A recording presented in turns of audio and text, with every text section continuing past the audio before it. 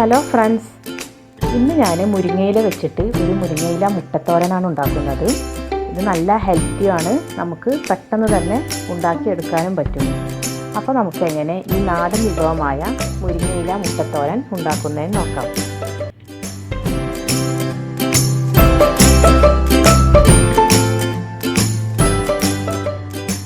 ഇത് ഞാൻ നോക്കിയപ്പോൾ ഏകദേശം ഒരു 5 കപ്പ് മുരിങ്ങ ഉണ്ട്. 5 കപ്പ് മുരിങ്ങ ഉണ്ട് എന്ന് പറഞ്ഞാൽ ഇത് നമ്മൾ കുക്ക് ചെയ്തെടുത്താൽ ഒട്ടും ഉണ്ടാവില്ല. അപ്പോൾ ഒരു 5 കപ്പെങ്കിലും വേണം നമുക്കിത് തോരനൊക്കെ വെക്കാൻ. ഇനി ഇത് ഞാൻ നന്നായിട്ട് ഒന്ന് കഴുകി എടുക്കുകയാണ്, അഴുക്കുകളൊക്കെ ഉണ്ടെങ്കിൽ ഒന്ന് പോവാൻ വേണ്ടിയിട്ട്. ഒരു ചട്ടി ചൂടാക്കി എടുത്തിട്ടുണ്ട് ഞാൻ. അതിലേക്ക് നമുക്ക് കുറച്ച് വെളിച്ചെണ്ണ ഒഴിച്ചു കൊടുക്കാം. ഒരു 2 ടേബിൾ സ്പൂൺ മതിയാകും. ഇത് ചൂടായതിന് ശേഷം ഇതിലേക്ക് നമുക്കൊരു വലിയ ഉള്ളി, ഒരു 2 പച്ചമുളക് കട്ട് ചെയ്തെടുത്ത് ഇട്ട് കൊടുത്ത് നന്നായിട്ടൊന്ന് വഴറ്റിയെടുക്കാം.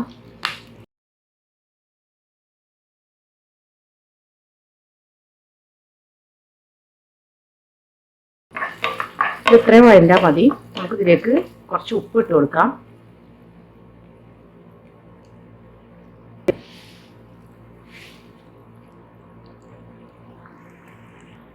നമുക്കിതിലേക്ക് ഒരു 1/4 ടീസ്പൂൺ മഞ്ഞൾപ്പൊടി ഇട്ട് കൊടുക്കാം. ഈ മഞ്ഞൾപ്പൊടിയുടെ ഒരു പച്ചച്ചുവ മാറുന്നത് വരെ നമുക്കൊന്ന് വഴറ്റി കൊടുക്കാം.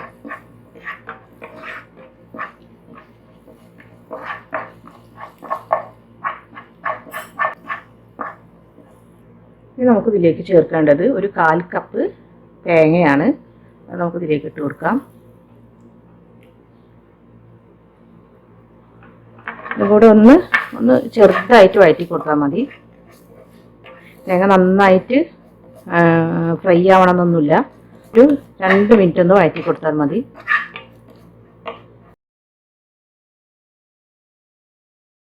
അടുക്കായിട്ടൊരു 3 മുട്ട പൊട്ടിച്ചൊഴിച്ചു കൊടുക്കാം.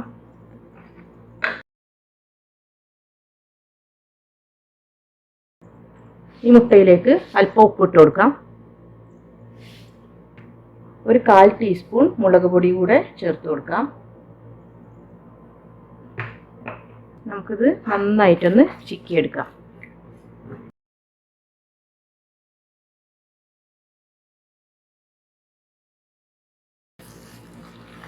ഏകദേശം ആയിട്ടുണ്ട്.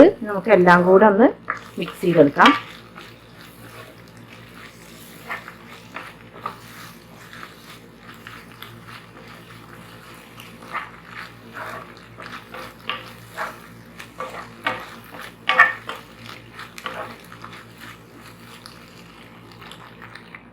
ഇതിലേക്ക് നമ്മൾ കഴുകി വെച്ചിട്ടുള്ള മുരിങ്ങ ചേർത്ത് കൊടുക്കാം.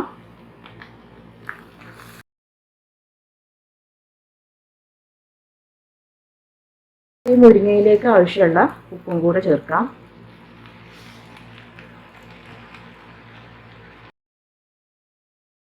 ശേഷം നമുക്ക് ലോ ഫ്ലെയിമിൽ ഒരു 3 മിനിറ്റ് മൂടി വെച്ച് വേവിച്ചെടുക്കാം.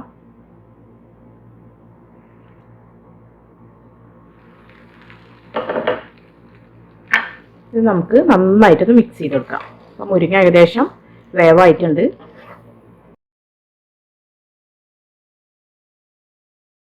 ഇവിടെ മുരിങ്ങ മുട്ടത്തോരൻ റെഡി ആയിട്ടുണ്ട്. ഇനി ഇതിലേക്ക് കുറച്ച് വെളിച്ചെണ്ണ ഒഴിച്ചു കൊടുക്കാം.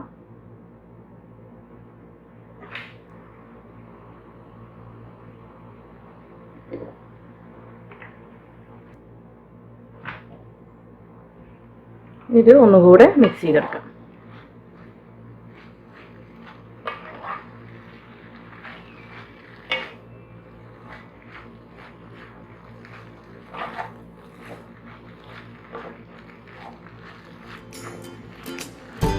റെഡിയായി. നമുക്കിത് വിളമ്പണ ഒരു പാത്രത്തിലേക്ക് മാറ്റാം.